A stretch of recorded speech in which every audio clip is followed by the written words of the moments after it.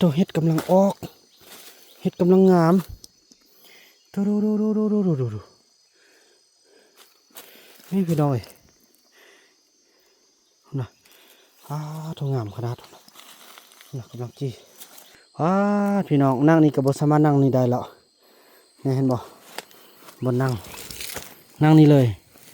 นี่เอานี่มาใส่นี่นั่งนี่เนาะบ่ไม้ไล่พื้นเนี่ยนั่งนี่แล้วอิงนี่นี่ทั่วบสามารถนั่งนี่ได้แล้วเด้เมื่อยไล่เบิ่งนี่นะนั่งนี้อิงนั่นนี่เห็นห้องหอนการกลตูนนี่ไม่หนึ่งคือชิเป็นมือเศร้านี่หรือว่ามือหวานโอ้พี่น้องเฮือนผู้ใด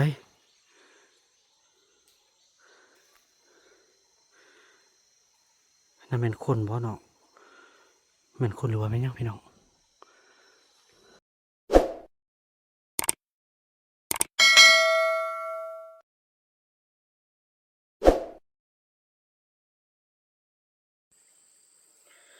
กับสบายดีและสวัสดีพี่น้อง FC ของบาบุนำกันเบิดสู่คู่สู่คนพี่น้องบ่ว่าสิอยู่ภายในหรือว่าอยู่ต่างประเทศกันถือว่าคลิปนี้ก็ต่อจากคลิป EP ที่แล้วพี่น้องเนาะที่บาบุนำได้พาทุกท่านนำห้าแม่เท่ามีหรือว่าพี่น้องพอต้องเหลืองที่เท่าที่สุดเนาะที่ออกมาอยู่บ้านอยู่เมืองแล้วละแต่ก็มีกลุ่มจำนวนหนึ่งเพิ่นได้มาสักส่วนเข้าป่าแต่ว่าเพิ่นก็เป็นคนบกแห้งแห้งแล้วฉะนั้นเราจะได้นำเพิ่นว่าจะท่านอยู่ใส่หรือว่าจะพบบ่หรือบ่พบเนาะแล้วก็จะได้แกะห้องห้อยแต่ละจุดแต่ละบอนเพราะว่าการบอกเรา90ของพ่อวานเนาะเมื่อคลิปที่แล้วกับแม่วานเพิ่นก็บอกว่าบ่ไหวละย่างประมาณ4-5 เมตรก็นั่งพักผ่อนนั่ง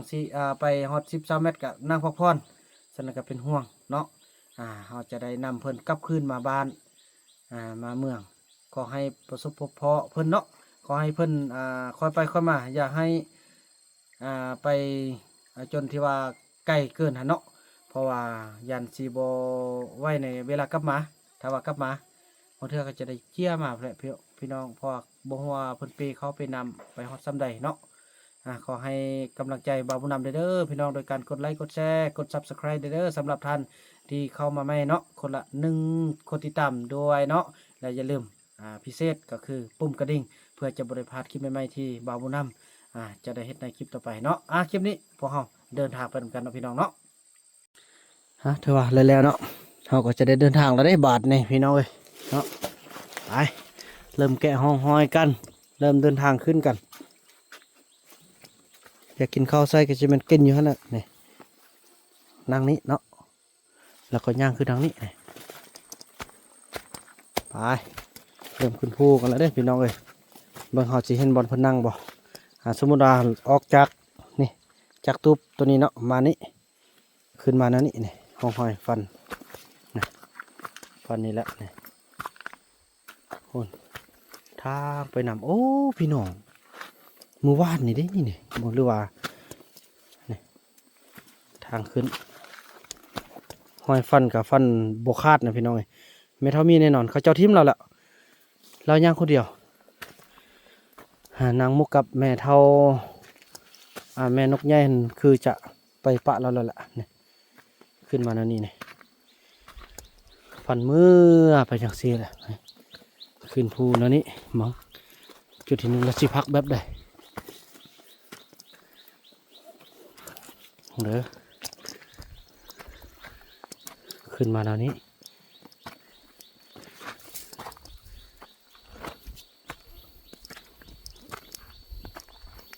ขึ้นมาแล้วนี้ห้องหอยมาแล้วนี้จะไปนั่งวิสัยบ้างเลยเสื้อเนี่ยต้องยีทึ่งแหละนี่ต้องแหละบนพักผ่อนนี่ห้องหอยบนฟัน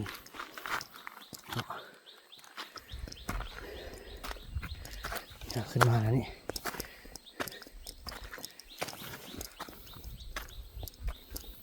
ตรงนี้แหละบนพักผ่อนบัดจุดที่หนึ่ง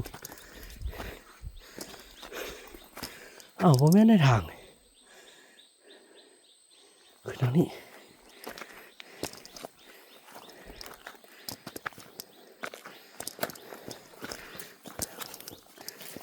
นะ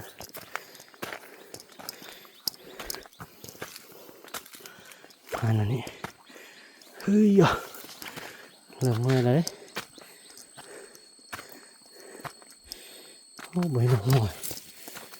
น้อยฟันแล้วบ้านนี้โอ้มีสัญญาณอะไรขึ้นพูดทั้งนี้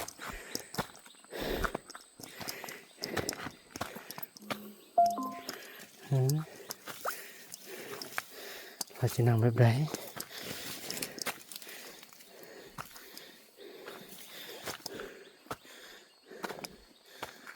นี่ใบใหม่โอ้นั่งนี้พี่น้องเลย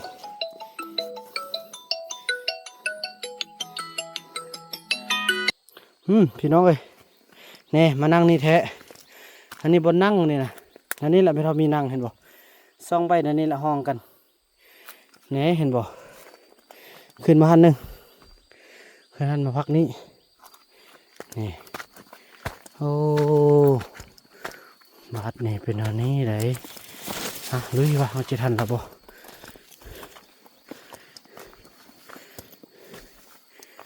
สั้นพี่น้องมอนี้เขาก็ได้เห็นกันขึ้นไว้ที่เรื่อยๆแล้วได้พี่น้องเนาะทางมาทางไปเปลี่ยนเส้นทางไปหนัก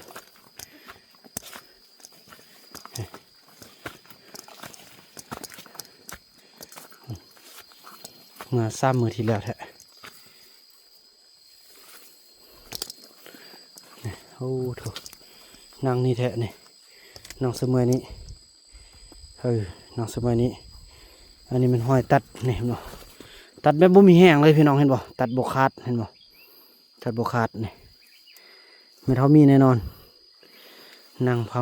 กผ่อนอยู่นี่นี่พุ่นไปพุ่น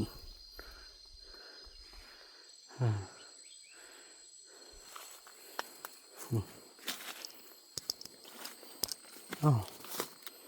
มันนั่งเนินนี่เลยว่านี่นะนั่งเนินหรืออีกนี่ได้นี่นะพี่น้องนั่งนี่กับบสามารถนั่งนี่ได้แล้วนี่เห็นบ่บนนั่งนี่เลยนี่เอานี่มาใส่นี่นั่งนี่เนาะบนไม้ไล่พื้นเนี่ยนั่งนี่แล้วอีกนี่นี่ทั่วบสามารถนั่งนี่ได้แล้วเด้เมื่อยไล่เบื้องนี้นะนั่งนี้อีกนั่นนี่นี่เห็นบ่ปอโถนี่นาทีสินั่งแบบนี้ก็บ่แม่นเลยพี่น้องนั่งแบบนี้บ่แม่นนั่งทั้งลุ่มหมดเลยยิงหันนี่ปิดเอาเบอร์เห็นบ่ปิดเอาเบอร์นี้แบบนี้มาห้องนั่งลุ่มหุ่นตั้งแต่ขึ้นมาเนี่ยเห็นอยู่1 บอลหัน2 บอลหัน3 บอลนี่แหละบอลนี้จะเป็นต้นที่สุดเลยนะยิงหันนี่ฟันนี่บกคัดอันย่างมานี่ต่อก็คือสิบวิดจากผู้นี่เถอะพี่น้องเบิ่งนี่นะย่างเราสิไหวนี่ต้องแม่นอยู่ห้วยเมียงเดี๋ยวนี้นะตามคิดเบิ่งแต่ว่ามาเบิ่งสภาพตัวจริงเนาะไปนำกันนี่แหละพี่น้องนี่ย่างมานั่นนี่ไปดีเธอโกให้นะกะพอพรตึ้มแล้วนะนี่ไก่นะเบิ่งกันเนาะไปพี่น้องออกจากหันหนึ่งนี่ออกจากลุ่มเมื่อกี้นะใกล้ๆนะประมาณ15 เมตรเนาะขึ้นมานี่มาพักอยู่นี่นี่วัฒนธก็ให้ซ้ำพักอยู่นี่โอ้เห็นแล้วก็มาต่ออันนี้นั่นมาพักอยู่นี่ตึ้มที่บ่อนี่แม่นแท้นี่ส้นต้อยนี่นั่งอันนี้ประมาณ3 เมตรมานี่บ้านนี่อันนี้มันมากอย่างไร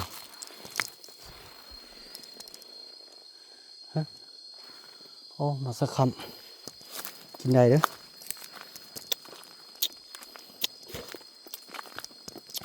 เป็นยาดีเจ็บท้อง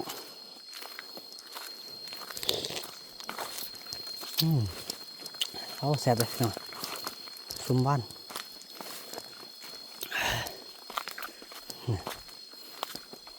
บางเช่นนี่สิพักพอนี่เช่นนี้บ่ อันนี้แม่นบ่นี่คุณจักสิแม่นแล้วบ่แม่นมองเลย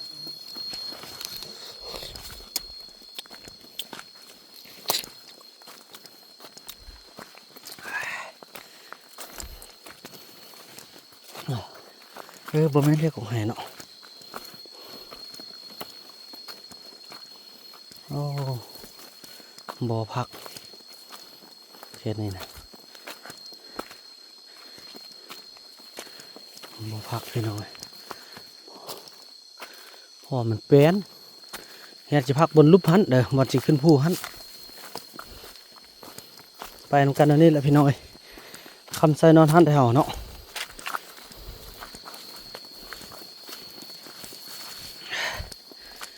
มีแห้งกินมักสักคำใส่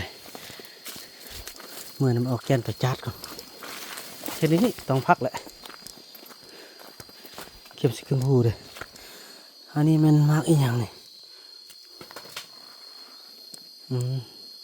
บ่ไปตะกินมักแค่นี้เด้อสิขึ้นแล้วสิพักนี่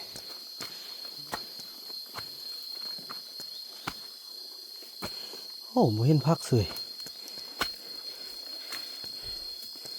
ขึ้นมานี่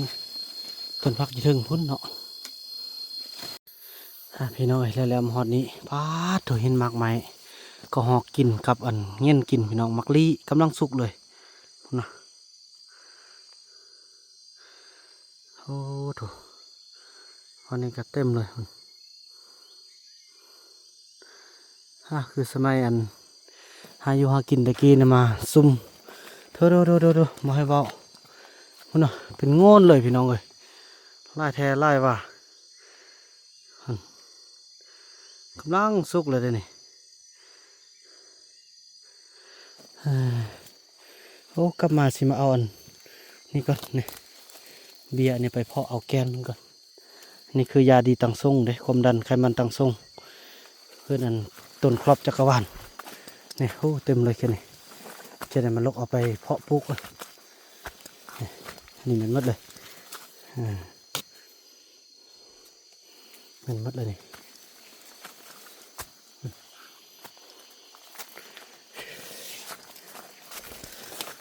แป๊กเลย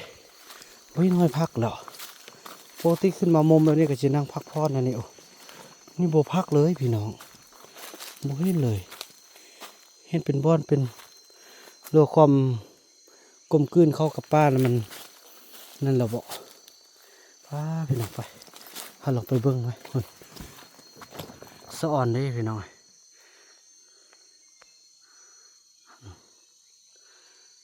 มากหมดเลยนี่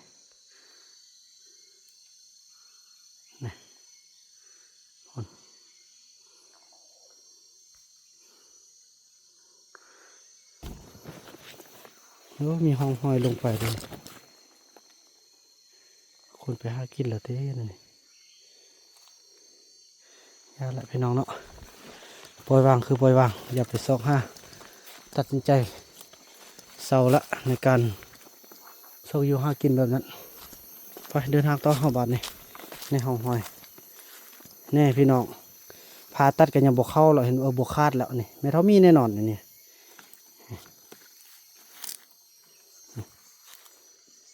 ตัดกับบวคาดตัดกกล้วยเห็นบ่ตัดบวคาดละนี่เป็นต้นแบบนี้บัวได้ด้นเลยกกล้วยมันป้องไวเนาะตัดกกล้วยยังบวคาดแล้วนี่ห้อย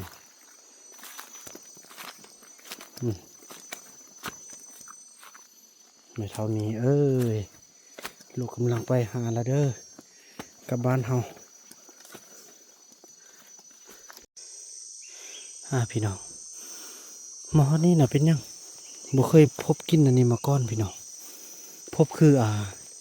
กินมากที่ว่าผู้เฒ่าเคี้ยวน่ะแต่เคสนี้นี่มีอันกระหอกได้กินเนาะกินมาใหม่กินยังโหไล่เลยแพ้แต่ว่าคือมีกินมากพี่น้อย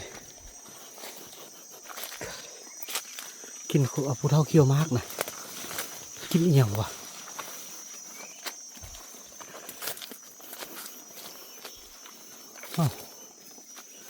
คุณหน้าก็ย่องไปเลยนะกินแบบว่ากินมากแท้ๆนะพี่น้องเพื่อผู้เฒ่าเคี้ยวนะ เกินมันจะกินยังวะ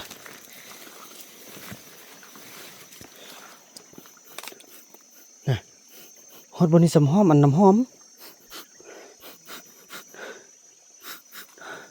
โอ้ยเดี๋ยวหอดฟันไก่ละ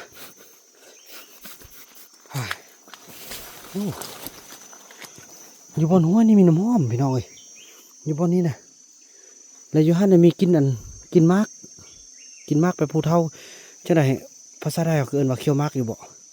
มากที่เขาเคี้ยวแล้วมันแดงๆนะใส่ปูนนะแค่นั้นนะคิ้วอันเป็นตัวนั้นแล้วมานี่สำคิ้วน้ำหอมน้ำหอมมันคิ้วมามันมีสิ่งลี้ลับที่มองบ่เห็นตีน่ะนี่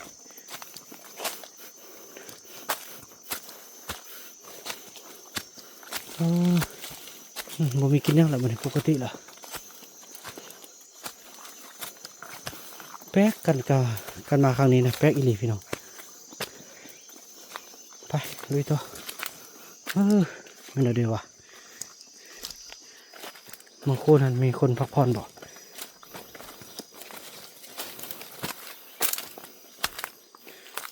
เฮ็ดเด้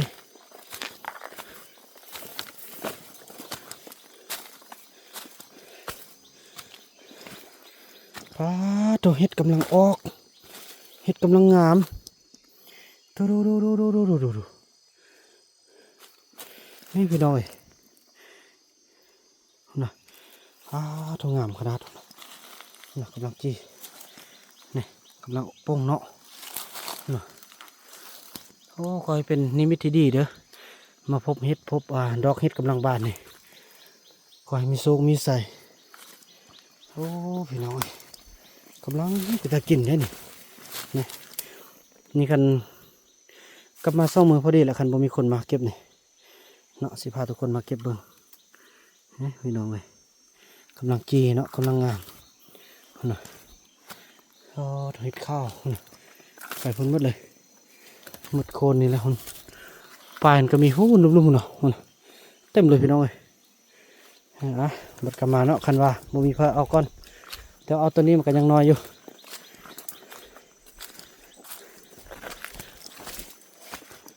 มาให้เดินทางต่อ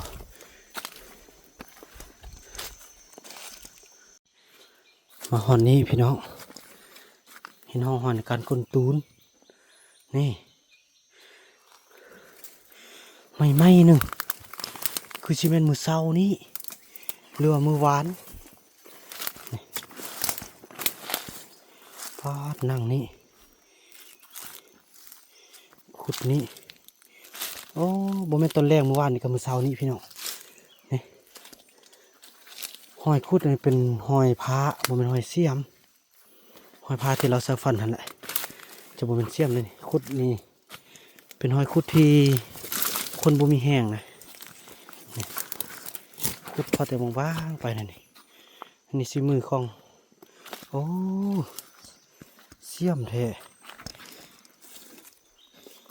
น่ะการทางกระทะการเฮ็ดนี่ก็ถือว่าเป็นเฮ็ดเสียมแบบฟันแบบอันบ่มีแห้งแท้นี่ไม่เท่ามีแท้เนาะ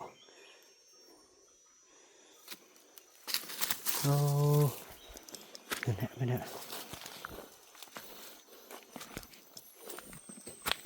ได้กินบ่นะไปลุยต่อบาดนี่กูมุงมันตัวนี้ล่มแล้วไหมเสียดายเด้ต้นมองมันโถพี่น้องมันเป็นลมเลยเขาจะปั๊มน่ะ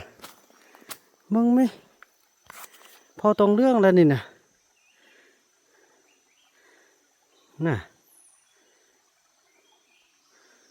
เฮ้ยพากันปลอมกันอันนี้แหละไล่คนวานเนี่ยอนุรักษ์เขาจะไว้ในป่าเป็นการทำลายเด้แม่มะม่วงมันเกิดมาจากกี่ปีพากันปลอมกินมากซื่อๆได้นี่พี่น้องเอ้ยปลอมกินมากไหมเสียดายต้นไม้บักไงห้อยปลอมได้นี่นะเสียดายเด้เนาะมาเลยลุยต่อมาเลยพี่น้องเอ้ย อันนี้มันต้นอยู่หัวอันเฮือนของอันเซาติกกับเบานู่นตอนนั้นเด้นี่นะนี่แม่นแท้โอ้เส้นทางเปลี่ยนไปหมดละพอเมื่อก่อนเฮาย่างทางนี้นี่ทางนี้นี่กกนี้อันนี้มันกกอันนั้นแท้กกเข้าอันไอ้นู่นแท้โอ้โน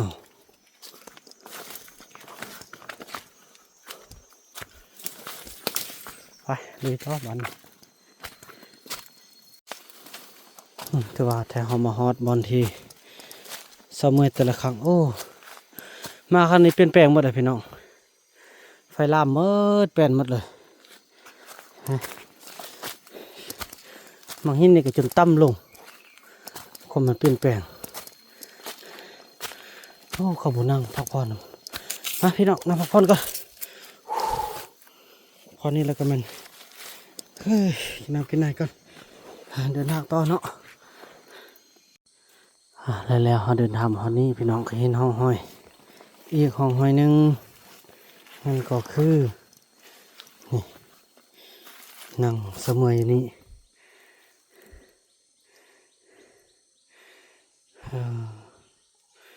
ยังมีเสื้อในนี้สินะโอ้บ่แม่นเจ้าตัวมันสักกับดักอันใดอันหนึ่งเลย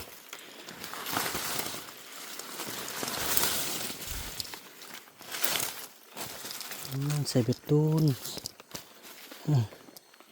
บ่เป็นพอตองเรื่องนี่คนลาวป้าโถเมื่อยพี่น้อยบ่เห็นปานนี้มาขึ้นไปเรื่อยๆว่าเราจะพบอยู่ใส่แทนเนาะมาฮอนนี้พี่น้องมาเบิ่งความเป็นแปลงเส้นทางเส้นนี้เขาเจ้าก็บ่ค่อยไปเที่ยวปานใดเขาเปลี่ยนมาเที่ยวเส้นนี้แล้วได้ย่างขึ้นมาอันนี้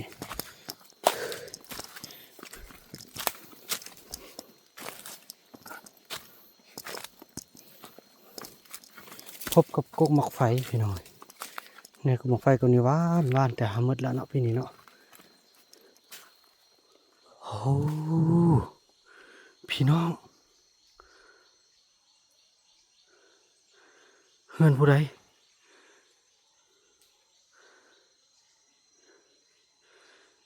ยังเปียกๆอยู่นะรวมไม่ทำมีอยู่นี่บ่เคยเห็นจักเทื่อพี่น้องนี่1 2 3 ลัง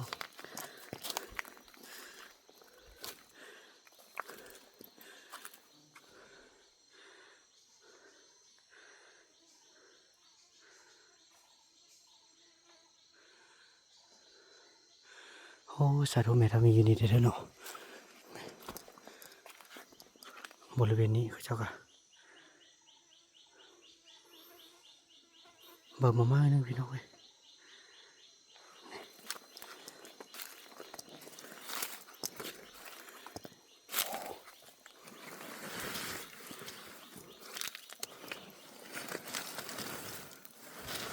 ไม่นะเรามีตองอยู่นี่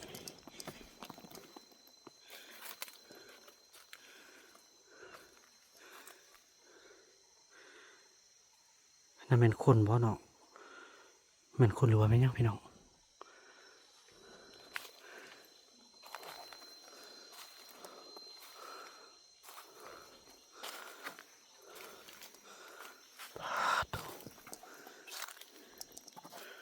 โอ้มีดอกไม้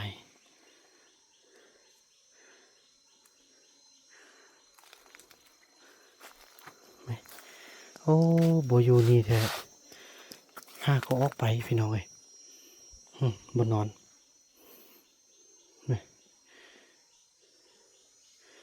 แบบนี้ซื่อๆได้มันเขาอยู่นะ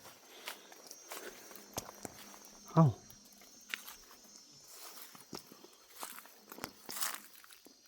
ว้าวมันเลี้ยงหมูวะ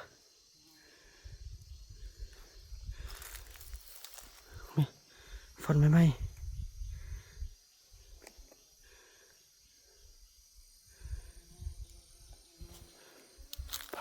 โถ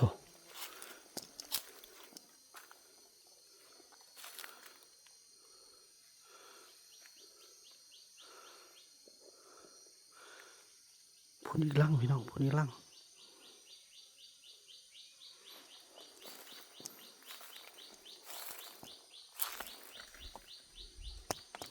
ป้าเอาบูมีห้องหอยในการเดี๋ยวทางแล้วนี่ทางหมดที่สร้างเฮือนมาจากวันนี้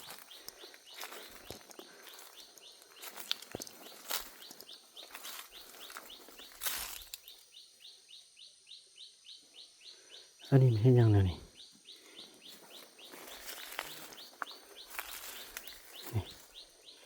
มีข้อหมายว่าจังได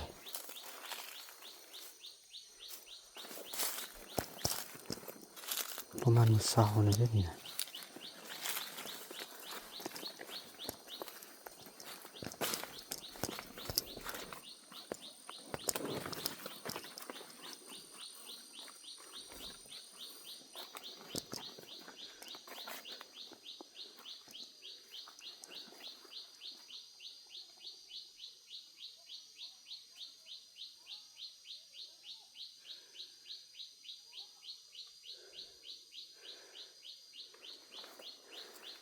ได้ยินเสียงอยู่ถึงพี่น้องเลย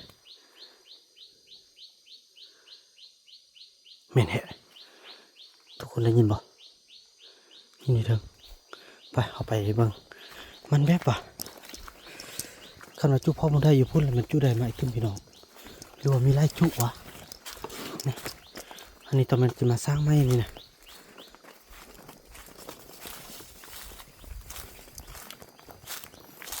นี่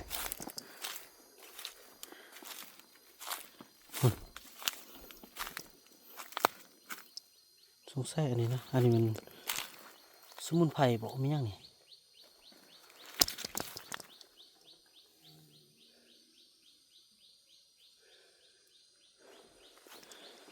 ยังไม่ไหม้นะ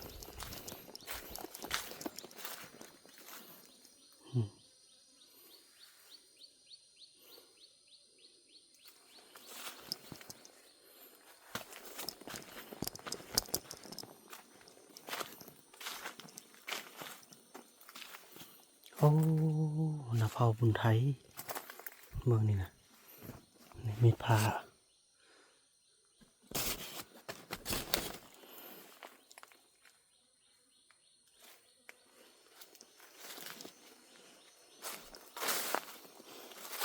พี่น้องว่ามันนับสิเรายังสู่ฟังไป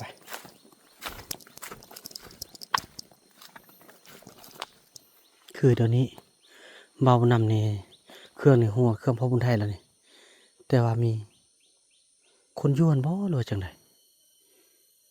คือว่าสร้างไม้มีตัวไม้ตัวเก่าพร้อมพี่น้องแต่ไม่เท่ามีบัวเห็นพี่น้องบัวไปทางใดจะได้ยินเสียงอยู่พักถึงพุ่นน่าจะเป็นขอบเขตไปอีกตึมประมาณมอง100-200 เมตรเนาะพอมีคนแน่นอนพอได้ยินเสียงเดี๋ยวลุ้นคลิปต่อไปพี่น้องเนาะติดตามเบิ่งว่าไม่เท่ามีอยู่หันบ่ถ้าอยู่หันเราบ่ฮู้จะขึ้นยังขึ้นเถอะพี่น้องแล้วว่ากันต่อไปเด้อ